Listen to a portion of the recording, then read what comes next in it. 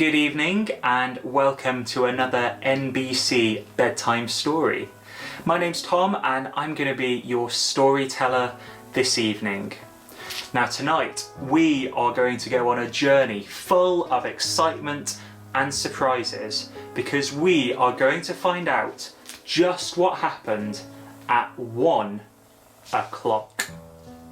The 1 o'clock miracle, written by Alison Mitchell. A true story about trusting the words of Jesus. Long, long ago, there lived an important man who worked for the king. He was sad and so worried. His son was very ill, so ill he was going to die, and no one could help him. But then he heard about a man named Jesus who was doing the most amazing, wonderful things. He heard that Jesus was making ill people well again. He heard that Jesus was doing things only God can do. So the man decided to ask Jesus for help. The man and his son lived in Capernaum by the sea. But Jesus was staying in Cana, more than 20 miles away. It was a very long walk, and uphill all the way. But the man had decided that he must see Jesus. So he said goodbye to his son and his family, and he set off to see Jesus. Up the hill he walked and walked, and sometimes ran, because he wanted so badly to see Jesus. The sun went down, the night was dark, and the stars were bright. But the man didn't stop. Huffing and puffing, he walked and walked, and sometimes ran, hurrying to see Jesus. The sun came up, the morning arrived, but there was still a long, long way to go.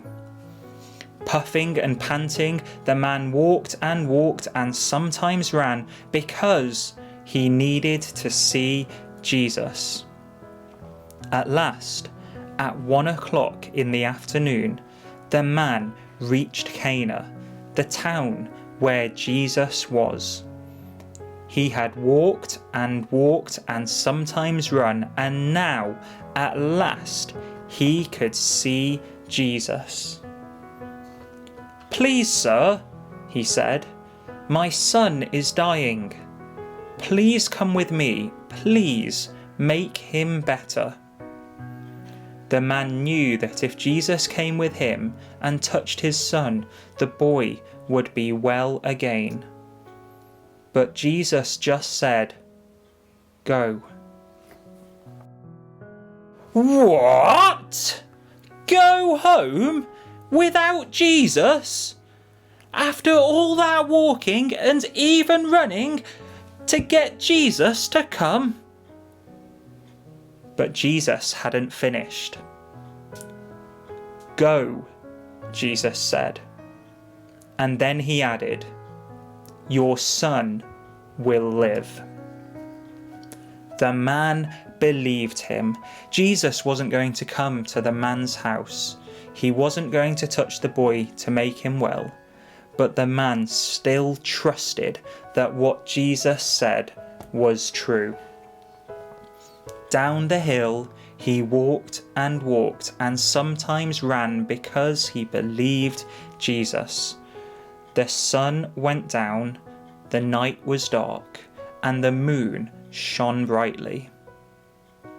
The man felt so tired, but on and on he walked and sometimes ran because he trusted Jesus. The sun came up, a new morning arrived, and still he walked and walked, though his back ached and his legs were very tired. On he walked and sometimes ran, because he was sure Jesus would make his son well.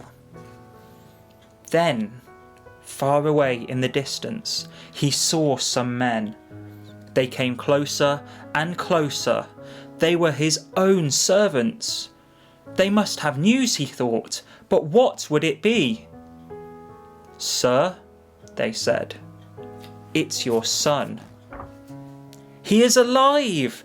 He is well again!" The man was bursting for joy. "When?" the man asked. "When did he get better?" "Yesterday, at 1 o'clock in the afternoon." "1 o'clock?" "1 o'clock," the men replied. And then the man remembered. It was 1 o'clock when he saw Jesus. It was 1 o'clock when Jesus said his son would live, and it was 1 o'clock when his son got better. Jesus didn't need to go and see the boy. He didn't need to walk and walk. He didn't have to run. Jesus simply spoke. And just like that, the boy was better. Wow! Only Jesus could do that. And do you know why? Because Jesus is God's Son. Happy and smiling, the man walked home, and sometimes he ran to see his son again. Then he told his son and his family about Jesus and how Jesus could do things only God can do. And they all believed in Jesus, God's Son too. And now that the man's son was well, what could he do? He could smile and he could laugh. He could walk and he could run. And all because of Jesus. Well, wasn't that an amazing story? If you want to read it in your own Bible, you'll find it in John chapter 4, verses 46 to 54. Thank you so much for joining us for our bedtime story today. May God bless you and sleep well tonight. Night night.